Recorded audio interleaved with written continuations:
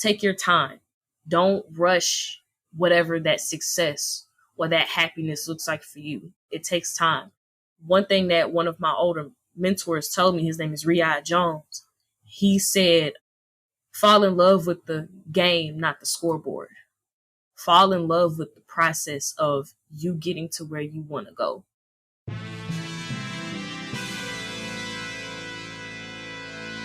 Thomas Edison, Richard Branson, John F. Kennedy, Mozart, Michael Jordan, Will Smith. That sounds like a list of highly successful titans in a variety of vocations.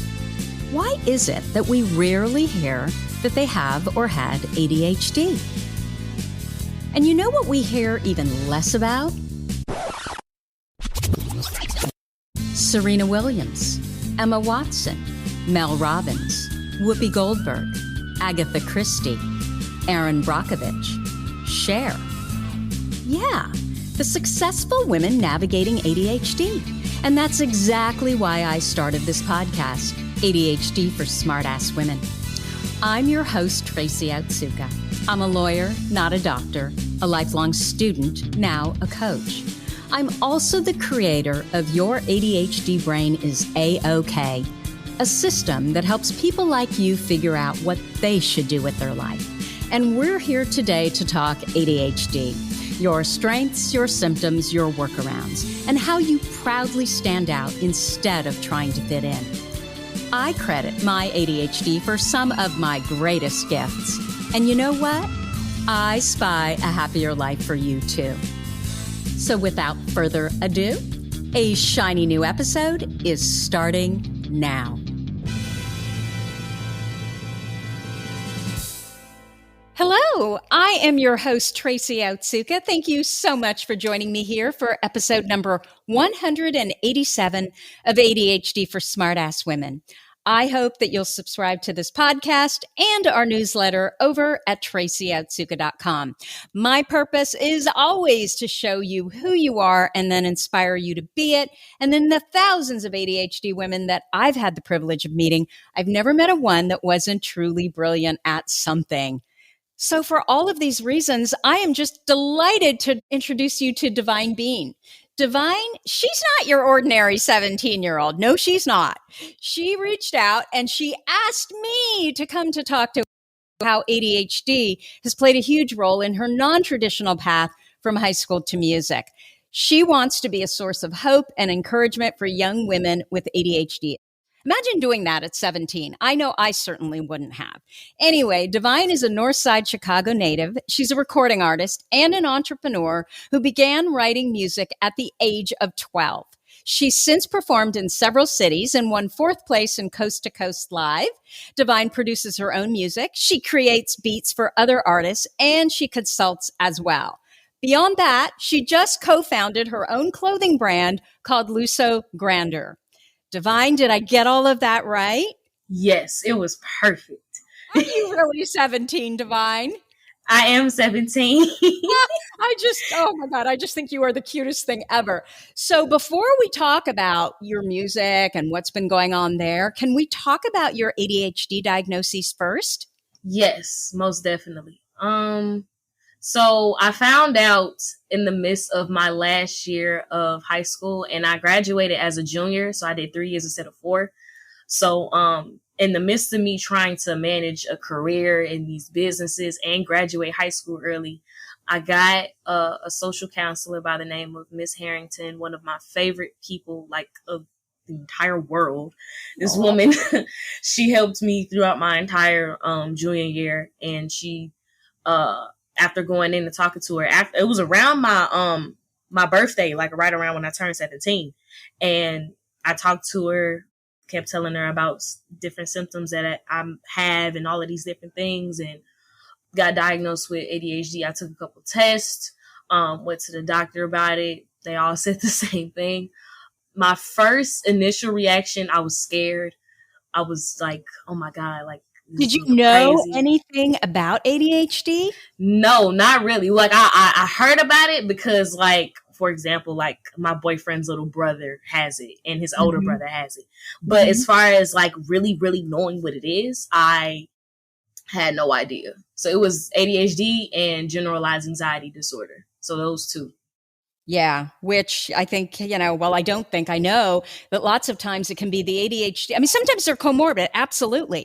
But often they're a symptom of the ADHD, right? If you know that Right. something's not going right in your brain and you can't figure out, well, like, why am I so inconsistently consistent? Why am I so consistently inconsistent, right? You're so good at some Right. things. And then sometimes you're not even good at those things. Right. You can imagine how you would start feeling anxious. So I am curious, tell me what was going on with you. Like, what are the symptoms that you always wondered about before you were diagnosed?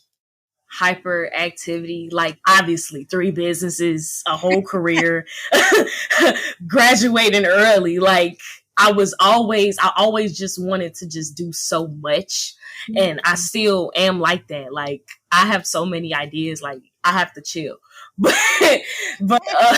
and I'm going to implement them at some point in time. I'm working on being more organized, but it was hyperactivity, not being able to pay attention to certain things too long. Like used to be a fanatic in math. Now I couldn't really stand it, especially my last year. Well, and that makes so much sense why you'd be so good in music then, right? Yeah, like that's my passion. So it's like when I get into it, I'm into Wow. it. You see what I'm saying? Of course. So that and business and fashion and film and a million different things. It was that, and then just my brain going a mile a minute all the time, like to the point where I would be in school and I literally can't not have music in my ear. So I kept my AirPods in, and because my teachers knew my circumstances, me being overwhelmed with all of this work and just a million things going on in my life, they used to let me keep my AirPods in my ear. So I'm literally like running through assignments like clockwork with Doja Cat and Kanye West and Jay-Z and all of these people in my ear all day. I never took my AirPods out. You can ask anybody at White Station High School. Never took my AirPods out of my ear. Swear. So that put me in a position to function through my day. Like I literally was able to get through my days and not have anxiety attacks and panic about the amount of work I got going on, and it got me through my day. So those are like, okay, maybe that would work. How were you in school? Like when you were younger, was school easy for you, or were there certain subjects that were super easy and others that were really difficult? How was it? In my elementary and middle school years, so yeah, elementary, I was still in Chicago. I was still in the small town of Evanston in middle school. That's when I came to Memphis, Tennessee with my mom. So you're in Memphis, Tennessee now? Yeah, currently in Memphis, Tennessee. Will be in New York in less than 2 months. Okay. So that's a lot. So in those years, I remember in elementary school, I was in second, third grade doing 6th grade work. So I was like always on top of things, like that star student. Same thing in middle school. Like I was really, really good at everything. I always had the top grades. Yeah, that's pretty much it. And then as soon as high school hit, and then my high school whole years were like crazy, because freshman year, regular stuff, I was making like almost straight A's. Then COVID hits, I leave early. Sophomore year was completely, all of that was online. Still got some good grades, like some A's, mostly B's, maybe a C or 2. And then junior year coming back in the midst of graduating early. So mind you, taking 2 Englishes, 2 maths, taking economics and U.S. government and anatomy and AP psychology. So I'm taking all of these classes, and I was still able to get through with B and C's. So it stayed nice.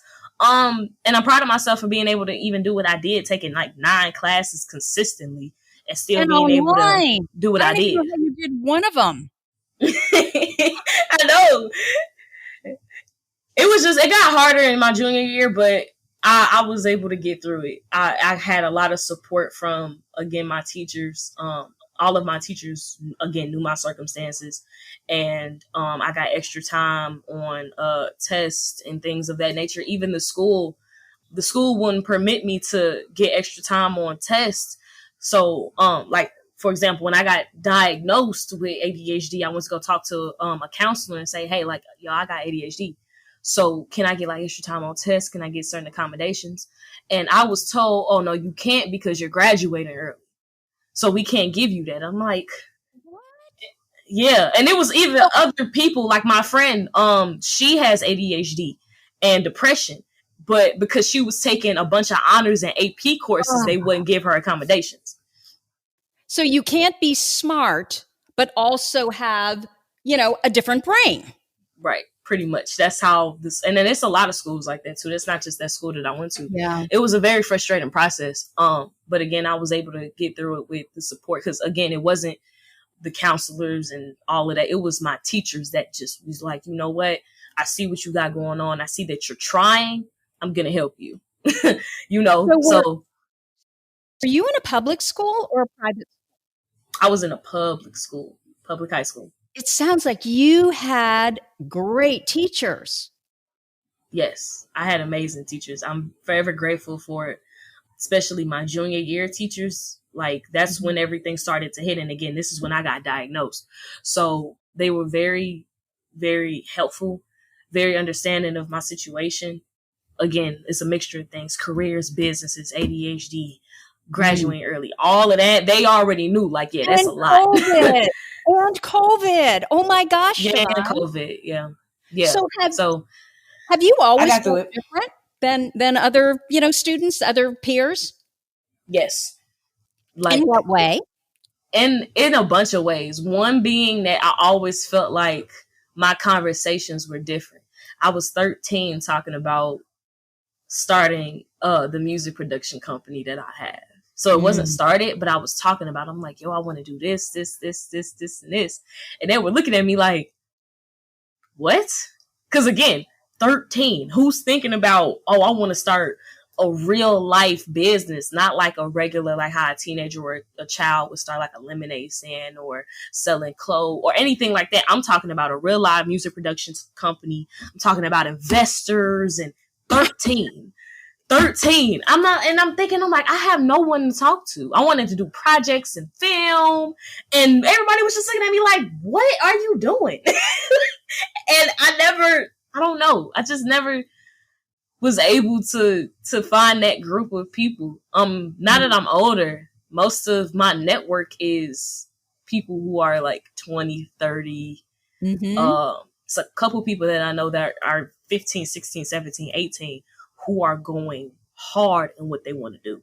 So I have those few people, but the majority is people who are grown women, grown men. So I'm curious, is there anybody else in your family that's like you?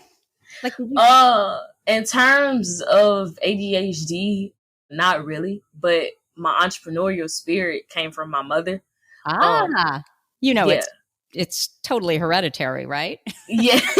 Yeah, like my mom was everything when it came to that. I know my music came from my father, and then my business side came from my mom. So those two put together, plus what I want to do in my interests that I had growing up, it just, hey, here I am. So, yeah. So I'm curious, what has changed since you were diagnosed?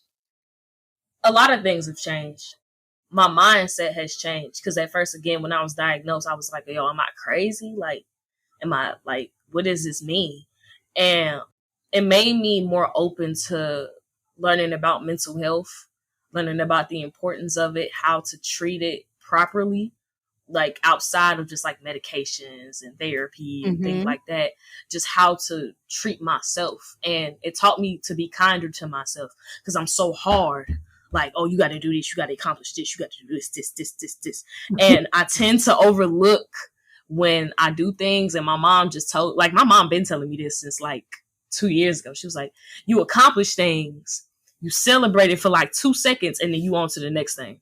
So, Mom, listen to your mother, because what happens, Devyne, is you're going to turn 40 and you're going to have this whole litany of things behind you that you've done, but you're not going to feel successful because you're always on to the next thing because you're not celebrating. So bravo to your mom. You've got an amazing mom. I love my mom. Like, that's my rock. And after that conversation and the diagnosis, that made me think like, Devyne, celebrate yourself. You literally just graduated high school early with a whole career sitting in your face. Yeah. Like, that's crazy. Even when I say it now, I'm like, yo, that's crazy. Like, I feel like I've just done a lot. And I have been at times I'm like, maybe I haven't done enough. And I have to bring myself back like, yes, you have. You've done a lot. That doesn't mean you're done. That means that you've done a lot already. Sit in it, feel it, celebrate it, cherish it, and then move forward. So, and then just remember it, not forget like, oh yeah, I did this. Like, no, remember how you got to where you are. So yeah, I've been more appreciative of life and myself ever since I got diagnosed. You are 17 years old and you know more than most 50-year-olds. Like, just, I'm hearing what you're saying. So I'm sure that voice is going on in your head at all times, which really is the key to success with an ADHD brain. I mean, you're just brilliant. So I want to know, what made you reach out to me? Because I want to tell you that sometimes I will meet an amazing ADHD woman and she is absolutely petrified to come and talk to me on this podcast. And you actually reached out to me and you're friggin' only 17. So what the hell? But what made me want to reach out to you was just the fact that you're giving a platform to women who are different. And I can appreciate that. I can appreciate that heavily because this was my first time seeing something like that. So I'm like, okay, I want to be able to give a voice to people who are around my age group and even people who are older, and make the audience understand, like, this isn't just the between this age and this age. This is something that anybody can do at any age. And regardless of that, regardless of age, race, geographical location, whatever you feel like may be holding you back, you can be great. Regardless of whatever mental illness you may have or deal with, depression, schizophrenia, bipolar, whatever it is, you can be great at whatever you want to do. And great and success looks different for everybody. That may look like $1 million to one person. That may look like just being able to take care of a family for the next. So whatever your definition of success is, stick with it and understand that you are the only thing that can hold you back. Not illness, not another person, not the world. You are the only thing that can hold you back. Well, and the deal is, when you talk about artistry, when you talk about music, just creatives in general, right? Whether you're talking about entrepreneurialism, I mean, the fact of the matter is, like schizophrenia, like bipolar disorder, like ADHD, it's responsible for your success as well, right? Yes. The fact that we're so creative leads to some of these other things, or do those things lead to our creativity? We don't know, right? What comes first, the chicken or the egg? But the reality of it is, you know, there's a lot of that, and there's a lot of really successful people that struggle. So I'm curious, what advice, Devyne, would you give to, let's say there's another young woman who she's a teenager, let's say, and she's struggling with her ADHD. She's listening to this podcast. She's struggling in school. She's struggling with relationships, doesn't know what to do with her life, you know, and maybe she doesn't have the support that we had, you know? Right. What would you suggest? What advice would you give to her? For her, I would say that, first of all, understanding that however you feel is valid. You're not wrong. So I know that sometimes with people, especially with ADHD or any sort of anxiety, that we can feel like, oh, our feelings, we should feel differently than how we actually feel. No, you're valid. And there's nothing wrong with how you feel. So that's number one. Number two, take your time. Don't rush whatever that success or that happiness looks like for you. Don't rush that. It takes time. And one thing that one of my older mentors told me, his name is Riyad Jones, he said, fall in love with the game, not the scoreboard. So that's the same advice that I would give to that girl, is fall in love with the process of you getting to where you want to go, and not having support, because I know what that feels like, especially support from people that you actually want support from. That's hard. And again, allow yourself to feel however you feel behind that. You're not wrong. And find a way to move forward after you get out of those feelings. Like, okay, let me sit down. If you got to write it down, write it down. If you have to play it on a voice memo so you can just get your thoughts out. Cause I know we got a million thoughts, like a million thoughts running a mile a minute. Write it down, speak it out, whatever works for you, whatever helps you express that creativity. As long as you're not doing harm to anybody else or yourself, you should be fine. And that's another thing too, is that don't be okay with harming yourself or other people in the process. Never be okay with that. You're going to make mistakes. You're going to mess up. It's bound to happen. You're a human being. But forgive yourself in the end. Don't hold that against yourself. Anybody that does not have your best interest at heart, let them go. Anybody that does not care about your future, that does not care about your well-being, your health, let them go. Anybody that even gives you the feeling, the sign, move around. Because I promise you, if you stick around, it's not going to be good. You're going to get yourself in more of a ditch than you intended in the beginning. And I know that feeling. It doesn't feel good. Take baby steps. Again, be patient with yourself. You got this. Whatever it is, I can promise you, if you're listening, this is your sign that you got this. Whatever it is, you're good. I promise. But yeah, that's what I would tell her. How did you get so wise? That's a very good question. I don't know. Life experience. Were you born this confident? No, not really. It took time. And that's why I say, like, you got to be patient. Like, I've always felt like I had some sort of wisdom on me when it came to life, but experience and seeing things and seeing situations helped me grow to be more intuitive, helped me to grow to become more knowledgeable and just see things for what it is. So that way I can establish peace. That's always been my ultimate goal in life, is to be at peace, whatever that looks like. So I've strived to always learn everything I can and engage all of the behaviors that resemble peace on my end.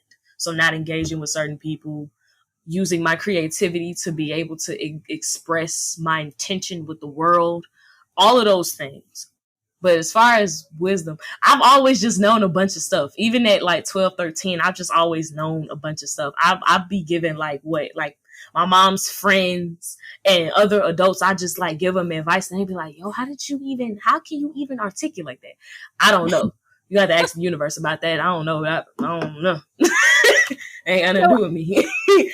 But Devyne, you said that your ultimate goal is always peace. And I want to know, what does peace feel like to you? How do you know you're in peace?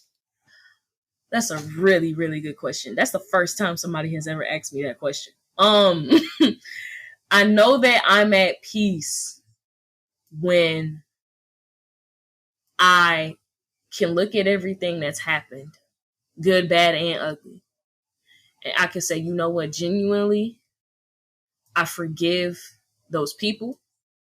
I forgive myself for whatever mistakes I've made. I forgive myself and I forgive the universe and every entity that's involved for what's happened in my life. And I can move forward. When I really have that feeling in my gut, I'm like, okay, I'm okay. Like genuinely, not I'm trying to hide something so I say I'm okay. No, more of a, you know what? Let me think this through. Am I really deep down okay with myself, okay with where I am in my life? Even if I'm not fully where I want to be, even though in my head I'm trying to like think about all of these different things and how I want this to be this and this and this. Am I okay with where I'm at right now? That comes with being present. So that's something I had to learn too, because I feel like one of my symptoms is always trying to think about, okay, a year from now, 2 years from now, 10 years from now, where I want to be. Even though those things are important, if you overly focus on those things, you can't be present in where you are right now. You can't be grateful for where you at right now. So it's like, that's how I know, is when I can really sit in my presence and say, you know what, are we good? I have to check in with myself. Are we good? Genuinely, are we not just saying that? Okay, cool. And there we are. And I do everything I can to engage in like things like manifestation and meditation and all of those things. And those things bring me peace too. I encourage everybody, regardless of your religion, engage in meditation and manifestation because it works. But yeah, those things help me too. Those are just some like extras that I do. Amen, sister. Man, you are my kind of preacher girl. I love it. So I'm curious, Thank you. when you're talking about all these things, it sounds to me like what you're saying is when you are at peace, are you saying you just feel good like in your body inside? Yes, like it's a feeling.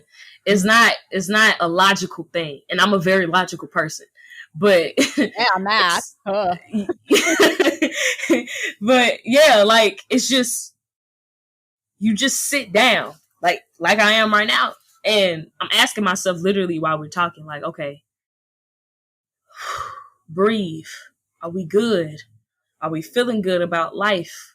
Even if things don't look good right now, do we have hope that things can get better? Even if we don't, do we feel like this is just a phase? Because things are phases. Those feeling are phases. They don't last forever.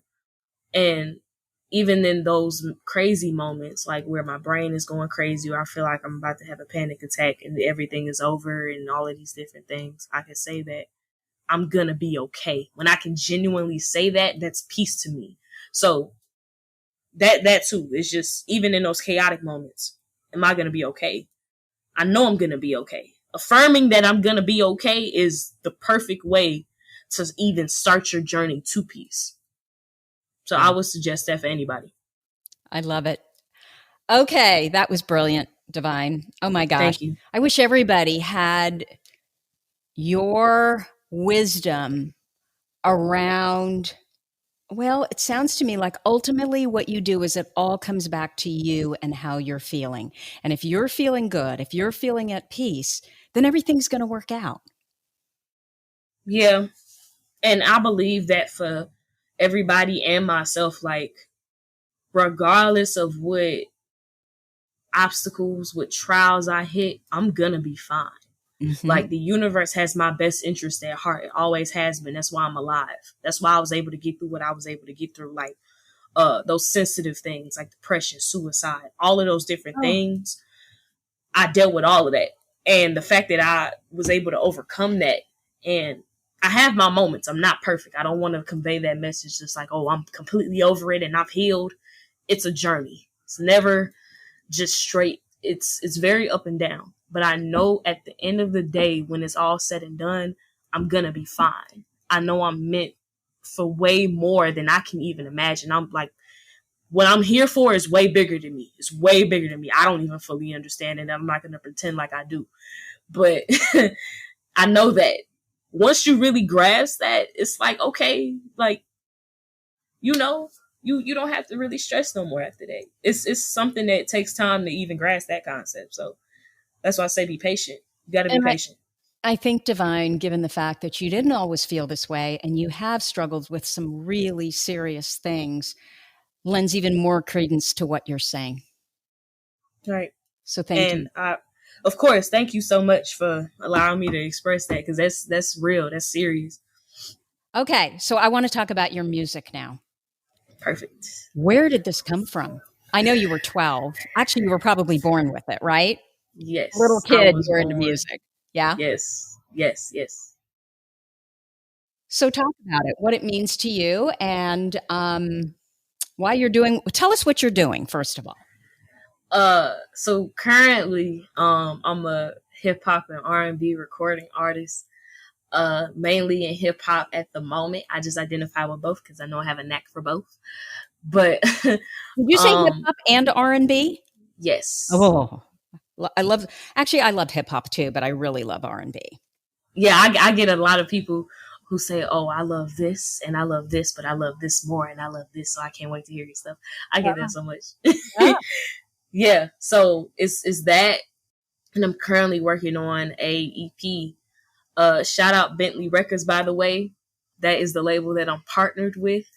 Good that's gonna help me put this EP out, and they're amazing. I love their team. I love the CEO. I've met him. Great dude. Shout out Luca Days. But we're working on that.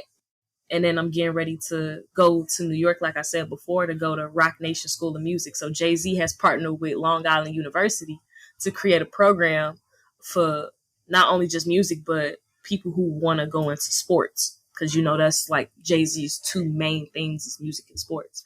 So they sent me some mail. They were like, come to our school pretty much. And I wasn't even planning on going to that school. I was planning on going to Georgia. Mm-hmm. But they sent me that mail, and I was like, you know what? It's Jay-Z. I grew up off of Jay-Z. Like, literally, him and Kanye West. All I heard when I was growing up. Blame both of my parents for that. But I was like, yo, this is Jay-Z. This is a music mogul we're talking about. And that man has inspired everything from my beat choices to my rapping style. So why not go to his school and make my mark there? And hey, I'll be there in less than 2 months. So that's very, very exciting as far as my music journey. And then also Bentley Records office is in New York. So I'm literally going to be like right there to be able to go back and forth from the school to the office, to the recording studios, to just everything. So that's where I'm at. And so as far as where exactly is Rock Nation School of Music? Are we talking New York City or are we talking New York State? The state, it's in it's not far from the city though. It's in Brooklyn. Oh my gosh, that's basically New York City. Sorry. Yeah. And then again, that's where Jay-Z grew up. So it's like so that's exciting. And then literally Bentley Records is 20 minutes from the school. So that's great to hear. I'm very excited about that. Absolutely. Oh my gosh, I'm so excited for you. So I want to know, what does your music do for you? It's very good, by the way. I have been listening. You listen? Oh my God! Thank you so much for running me up. No, I just can't believe you're 17 and you have this much talent. I mean, just the musical part, right? The beats, and that you do, because you do all this, right? Yeah, for the most part, I don't produce every single song. I do have like 3 producers that I work with specifically. I do not work with just a bunch of people. I have 3 designated ones. I have my main one that I grew up in music with. This is somebody that I like. As soon as I got into it for real, like as a profession, this is the person that I started with. His name is Jay. And that's like my rock. I love that man so much. Like, we came up in music together. So it's him, Phallic, and Gaze Katana. All of the beats that I choose, yes, I love Gaze Katana. Like that, and then he's from, I think he's from Chicago too. So that's something that I loved. And all 3 of these people, the majority of my beats come from these 3 people, if not myself. So that's where that is. And I write all of my lyrics with the help of Jay. And sometimes my mom will throw in a bar or 2 or tell me to switch something around and it'll sound really, really good. So those 2 help me. But as far as just literally like writing all the hooks, all of the bars, everything, that's all me. I write all of that. Are you self-taught? Yes. Wow. As far as learning like how to record, I do have help from like different engineers because I'm on the tech side than anything. Like, I'm about to start playing instruments like on a serious note once I get to the school. But as far as the technical side, I do everything as far as production. I'm self-taught in production. Never had like any like mentors for production, but like I'm self-taught in the majority of the things that I know, even in business. So it's like, yep, that's how you learn, huh? Yeah, that's the best way for me to learn things is through just learning it on my own, because I'm very fast paced and I'm a fast learner too. So it works out in itself, but I love learning things on my own. I love figuring things out. It gives my brain something to keep up with. So let's go back to that question. What does your music do for you? Like, what would happen if there was no music? I would literally not be here. And I'm so serious when I say that. Like, I said this before, like a couple years ago, I said this, like, okay, music saved my life.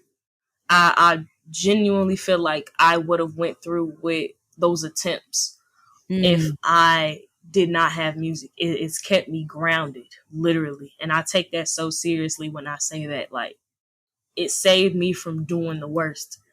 And even now I'm not really in that space anymore where I feel like that. But Mhm. even now, if I lost music, it's like, what's life at that point? Like, what's life without music? And I'm saying that from a listener's perspective, and then I'm saying that from a creator's perspective, because music is everywhere. Everyone literally functions off the idea of music. You use music for everything. You use it for events. You use it when you're cleaning up. You use it when, like, maybe when you're about to go to sleep, like you may have like a piano playing in the background to get you to sleep. Music is everywhere. You can't ignore it. So I think the whole world would go bonkers if music didn't exist. So, Yeah. Well, and yeah, music really affects our emotions, right? I mean, yeah, sometimes I don't remember an event. Lots of times, actually. Most of the time, I don't remember an event, but I'll hear, a bar. It almost like helps me to remember things. right. It helps me to remember stuff too. Like, one thing I'll do when I record or when I'm writing, because my process is like, okay, I find a beat. I really, really like the beat, and I know I can write a song to it when I hear a flow in my head.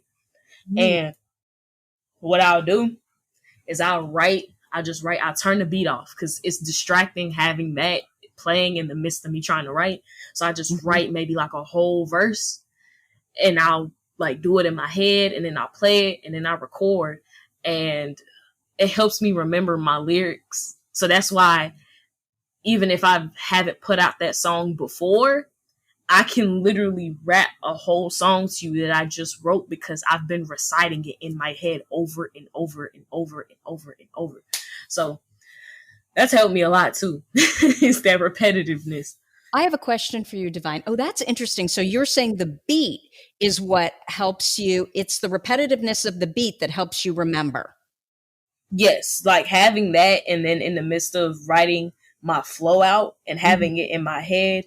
So yeah, like I said, I'll turn the beat off and then I'll be writing, and I'm rapping the song in my head in the midst of me writing. Mm. So I'm literally like, okay, whatever my flow is, I'm just writing.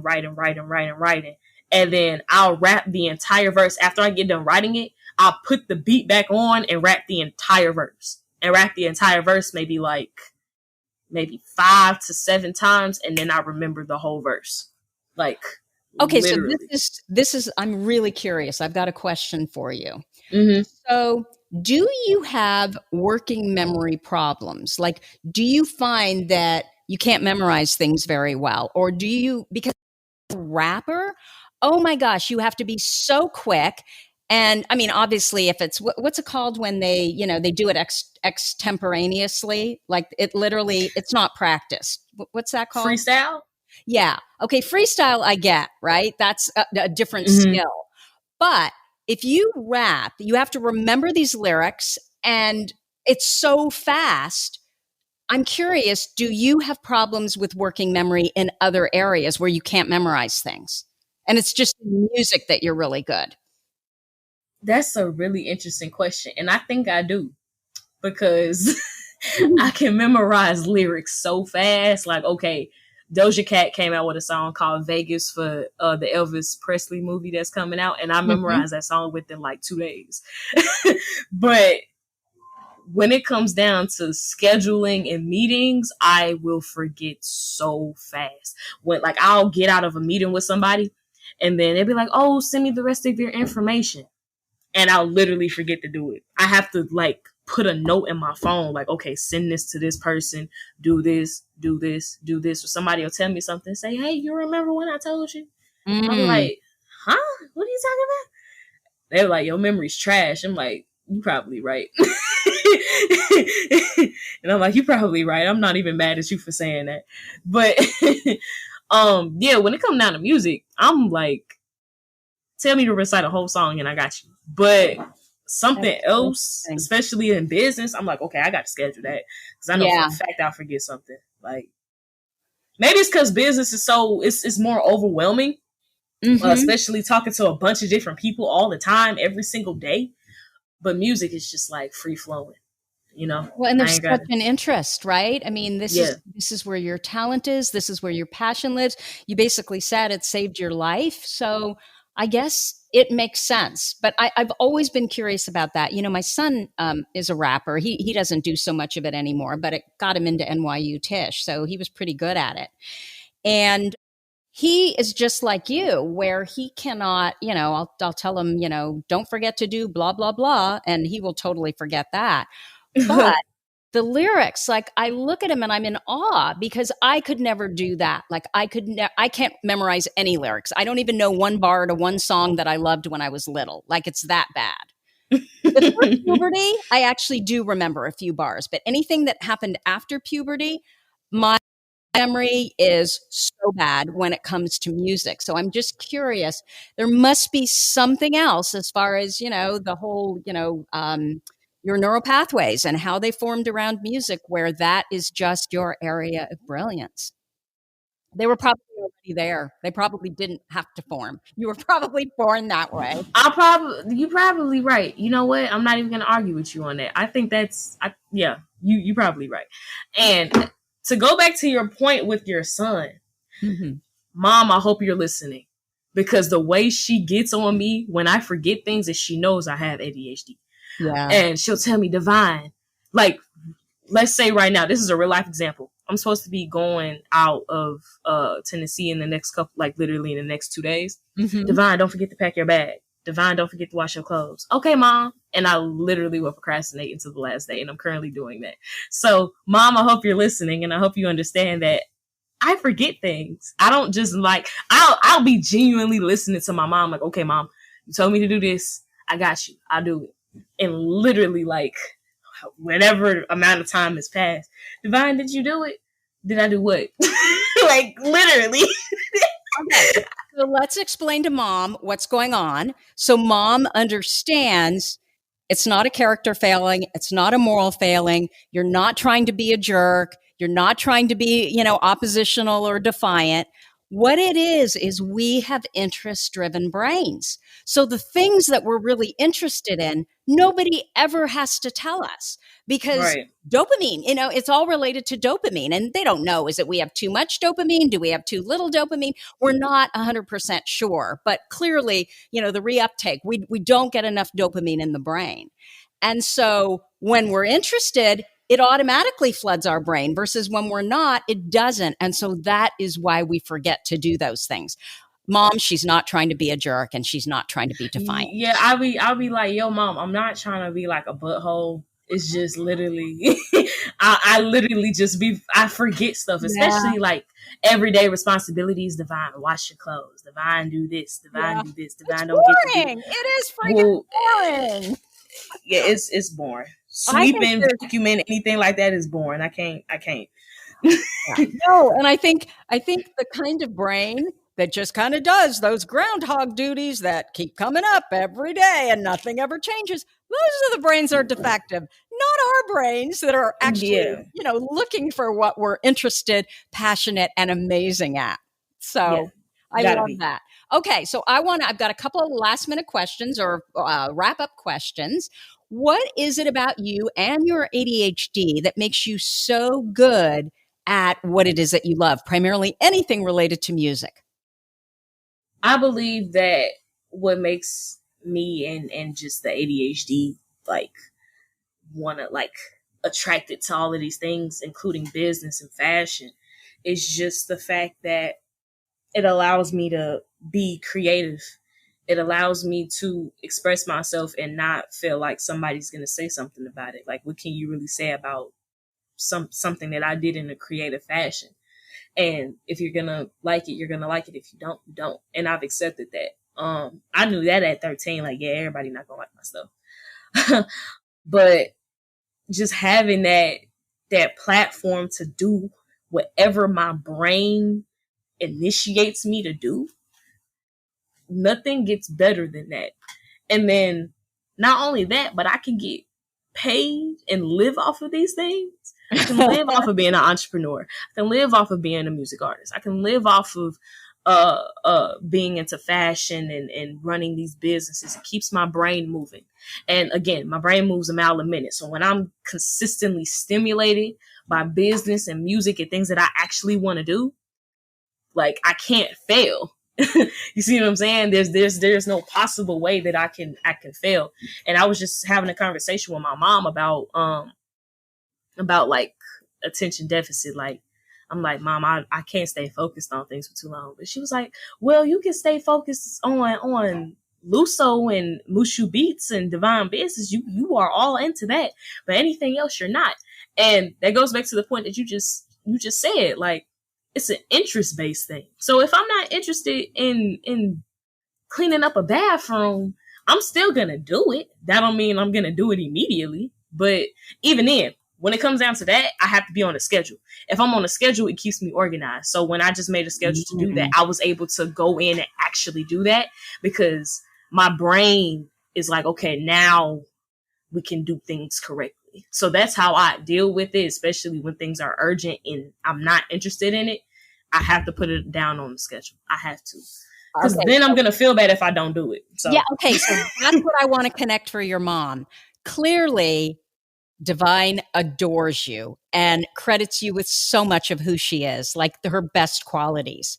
So she doesn't want to disappoint you. So if you can connect to that intention she has to not disappoint you by being so much positive emotion for her when she remembers to do the things that you would love for her to do, and really telling her how it makes you feel when she makes those things important, right? Because she knows it really makes you feel good.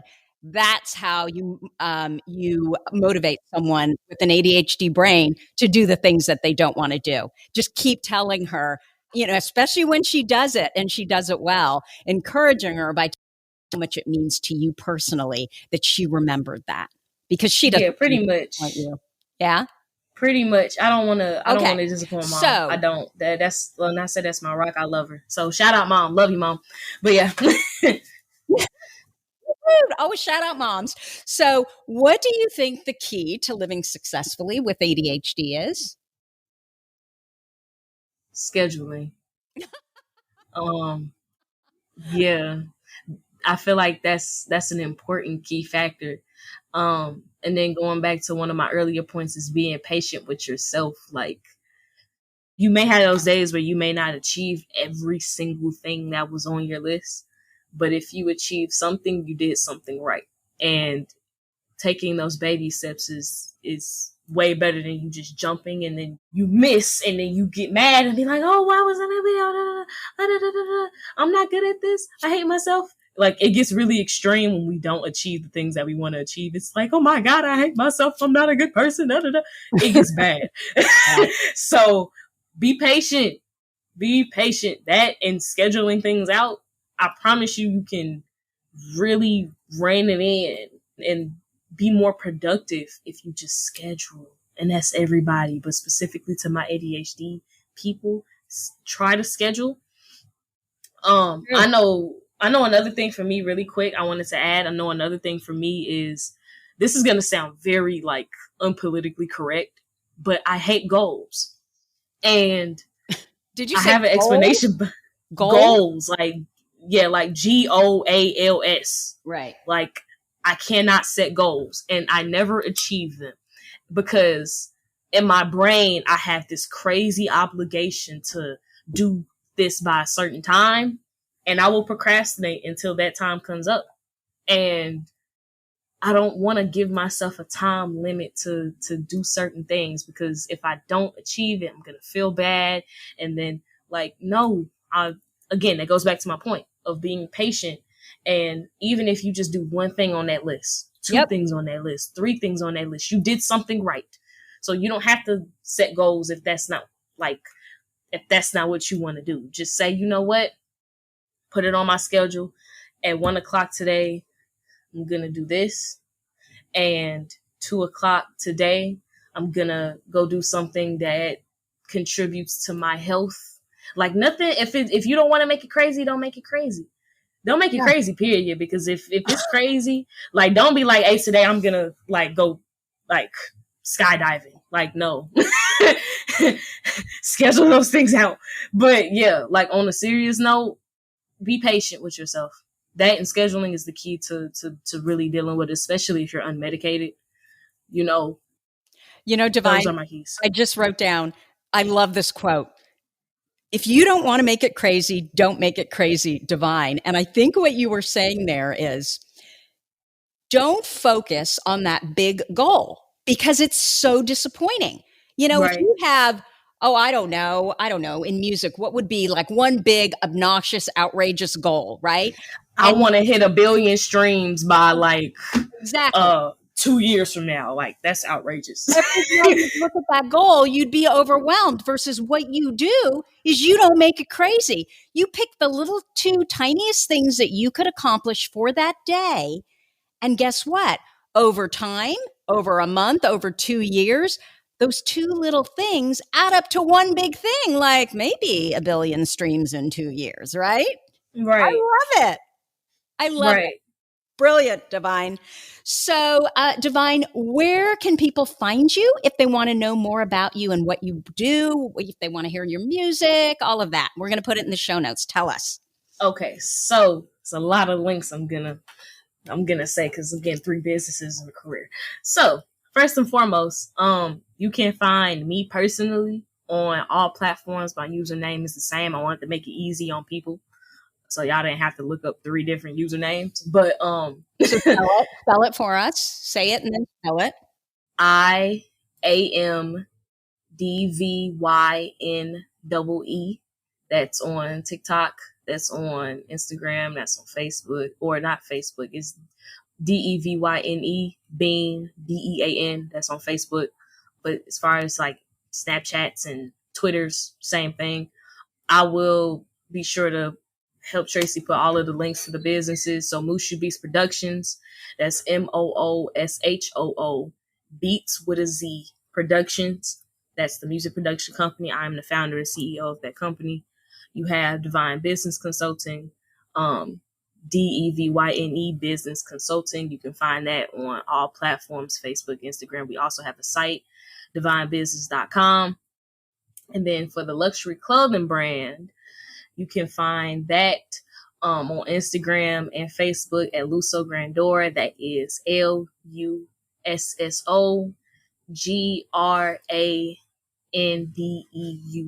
So I know that's a lot, but link's going to be in the show notes. Yeah. So absolutely. It'll be easy for you.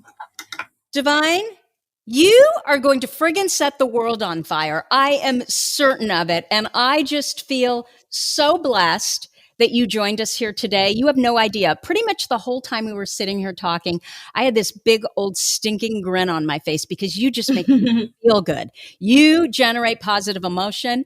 You do it in everything you do that I can see so far. And I just wish you the best of luck, but I don't even think you're going to need it. Thank you so much. That warms my heart. I've been getting so much love lately, and just to hear just all of it, I'm overwhelmed. I'm literally smiling ear to ear right now too. I've been smiling ear to ear for the past like almost hour. So thank you. I appreciate it so much, and I'm most definitely going to keep in contact with you. Absolutely. Thank you, Devyne. Of course. That's what I have for you this week. If you like this episode with Devyne, how could you not? Come on. Please let us know by leaving a review. You know, our goal is to change the conversation around ADHD, helping as many women as we possibly can learn how their ADHD brains work so that they too may discover their amazing strengths. And you know what? Your reviews really help. As always, you're listening to ADHD for Smartass Women. Come join me over at tracyoutsuka.com. Thank you so much for listening, and I'll see you here next week. You've been listening to the ADHD for Smartass Women podcast. I'm your host, Tracy Outsuka, and we're available on iTunes, Stitcher, Spotify, and Google Podcasts. Not coincidentally, ADHD for Smartass Women, it's also the name of our free Facebook group. We're a totally smartass community of successful, ambitious women who share our ADHD wins, questions, and workarounds. Join us at tracyoutsuka.com, where you can also find more information on our Your ADHD Brain is A-OK system. I spy a happier life for us. And I'll see you again next week.